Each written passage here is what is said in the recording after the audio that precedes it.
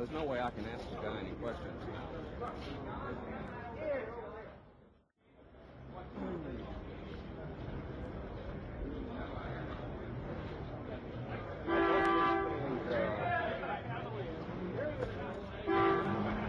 This is the basement floor of the Dallas City Hall, and that's a scuffle on the basement floor. It seems to concern photographers. He has been shot. Oswald has been shot. Lee Oswald. Oswald has been shot. The thing that I saw, I was waiting at the armored car to ride with the suspect to the county jail. I knew that they would bring him out. They had cleared the way, and then I heard the shot. I didn't see the gun. I just saw the struggle that ensued. I immediately ran from the armored car down the ramp and tried to help subdue the prisoner that had shot Oswald. Now, do I believe that you recognize this man after the capture? Yes, sir. Did I understand you to say that if you had seen him before, you would have ejected him? Yes, sir. Well, now, as Oswald was escorted out, were the policemen to either side of him? Weren't there any in front of him? Yes. How did the man get by the policeman in front? The only thing I know...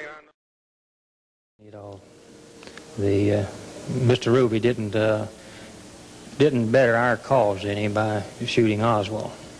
Did you recognize him when he came through? Yes, I have known Jack Ruby for a number of years, and I recognized him just as soon as he emerged from the crowd. His behavior, to begin with, he was very hyper. He was sweating profusely. I could see his heart. Of course, we had stripped him down for security purposes. He asked me for one of my cigarettes, so I gave him a cigarette. Finally, after about 2 hours had elapsed, which put it around 1 p.m., the head of the Secret Service came up, and I conferred with him, and he told me that Oswald had, in effect, died, and it should shock him because it will mean the death penalty. So I returned and said, Jack, it looks like it's going to be the electric chair for you. Instead of being shocked, he became calm. He quit sweating. His heart slowed down. I asked him if he wanted a cigarette, and he advised me he didn't smoke. And I was just astonished that this was a complete difference in behavior of what I've expected. Mr. Johnson, when did you first meet Jack Ruby? I met Jack Ruby in 1952 on Irving Street, a place called the Silver Spur. I went to work for Jack Ruby in 1956. And the club was a Vegas club. I worked for him for about almost 6 years. Did Ruby know many Dallas police officers? Well, yes, he did.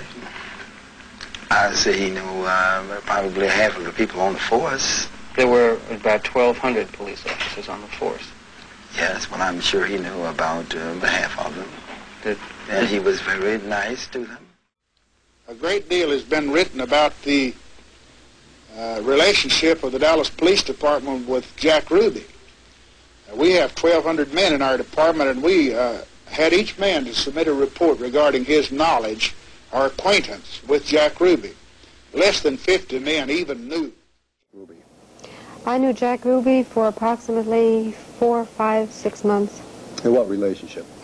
I was employed as the feature at the Carousel Club, and I had known Jack before I went to work there, and I had a slight hassle with Jack, and I had left, and that was the end of my association with Jack. What kind of a man was he?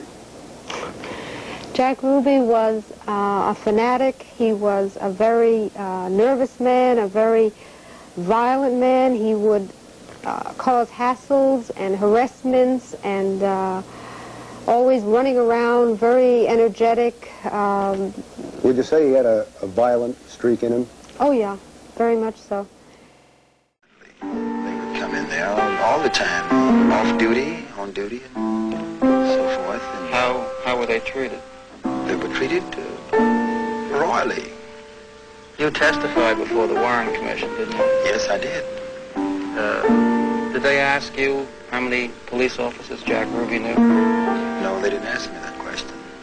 I've just read your testimony, and as I recall, they asked you one question about a police officer. They asked you if you knew a policeman named Harry Olson.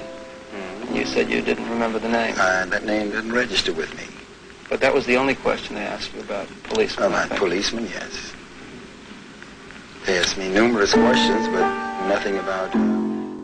Whatever you would want. You know Ruby before this? No, sir. Saw him in this very same room Friday night when we had the defendant up here. To a steak party for the Texas Bar Association in the Adolphus Hotel. Were you there? No, sir, I wasn't there. As a matter of fact, if some of you will recall, he asked a question from out here in the audience, or answered a question. He's standing right back here, and I didn't know who he was. I thought he was a member of the press, and he told me as we walked out of here that he was a nightclub operator here. What question did he ask? What? What question did he ask? I don't remember, but maybe it was an answer, but he said something. You remember it was Friday night when I asked you to do an interview with me on the phone, and you had another call, and Ruby was hanging around in the background. You were on the phone, and I said, and then you had to go away, and I asked Ruby, because he seemed to me like a detective.